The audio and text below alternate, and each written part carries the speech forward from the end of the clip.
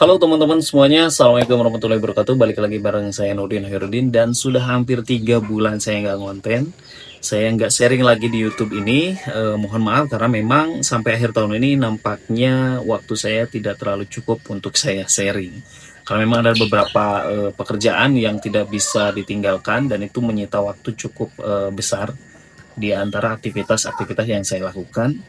Nah, buat teman-teman semuanya, saya akan sedikit sharing dengan kondisi iklan akun ini yang awalnya suka gacor. Itu nggak tahu kenapa bulan ini tuh mengalami hal yang tidak nyaman lah. KPR-nya bengkak, sebut saja begitu. Nah, ternyata saya mengalami 2 kali disable dari Facebook. Ya, padahal si akun ini dari dulu sudah terverifikasi, bahkan sudah aman. Nggak pernah tuh sepanjang beberapa tahun itu nggak pernah minta verifikasi. Nah, itu kemudian keterangannya yang pertama itu adalah si Facebook mengatakan bahwa ada aktivitas yang mencurigakan. Nah, saya kemudian berbaik sangka bahwa itu adalah untuk keamanan akun saya. Tapi ternyata faktor disable pertama itu mempengaruhi CPR dan performa iklan.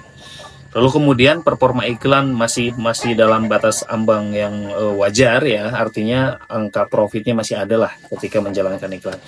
Tapi kemudian setelah selang sekitar beberapa hari lagi, 5 hari kemudian, kena lagi disable. 2 kali disable pada bulan ini, ternyata CPR-nya makin hancur. Nah, saya nggak tahu apakah ini adalah update Facebook ataukah hanya terjadi di beberapa akun saja. Tapi saya mengalami ini, nah saya nggak tahu teman-teman mengalami atau tidak. Ya, ini buat yang mengalami saja. Yang pasti kondisi jelek ini saya alami di bulan ini. Itu CPR-nya sampai di atas hampir 50%-nya lah dari nilai margin.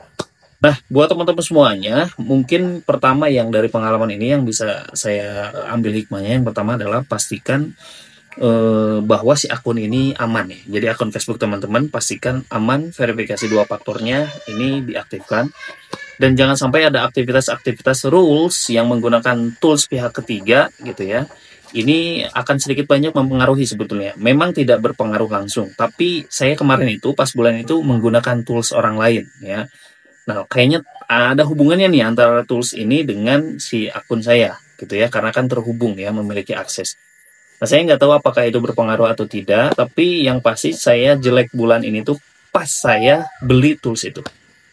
Begitu, dan saya pakai tools itu.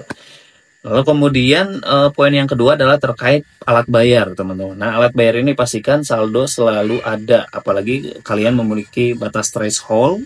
Misalkan kalian thresholdnya 1.500.000, jangan sampai anggaran di kartu debitnya atau intinya di debit kredit kartunya itu minus ya, karena itu kan sedikit banyak persoalan pembayaran ini akan berdampak terhadap performa akun juga ya. Jadi intinya proses disable itu ada salah satunya faktor dari gagalnya bayar atau tidak bisanya menarik dari kartu debit. Oke, dan pastikan alat bayarnya itu tersedia di akun bisnis ya, biar enak ya, kayak gitu. Jadi nggak di akun iklan. Oke, selanjutnya teman-teman adalah soal dari sisi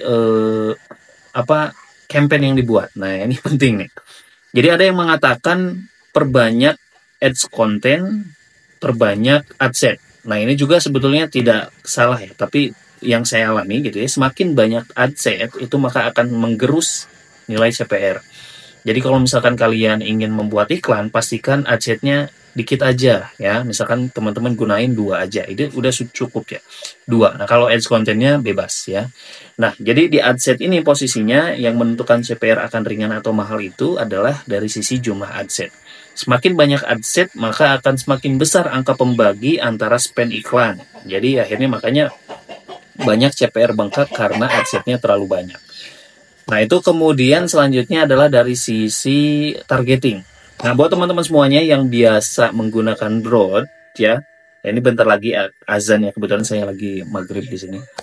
Nah, jadi untuk kalian yang biasanya targetingnya dengan cara yang biasa, mungkin teman-teman mengalami kenapa mahal ya. Nah, ini saya tervalidasi oleh AM dari Facebooknya sendiri, itu bahwa targetingnya harus berbeda dari biasanya.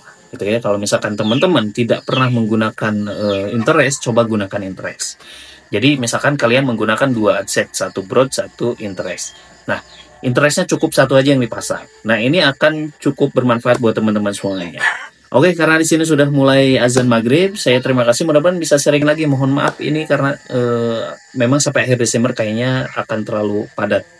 Oke, terima kasih. Kalau ada pertanyaan, kalau mau sharing silahkan DM Instagram saya di @nurdinhoirudin ya. Kemudian juga silahkan yang ingin belajar lebih banyak, ada pilihan join di channel ini. Terima kasih. Assalamualaikum warahmatullahi wabarakatuh.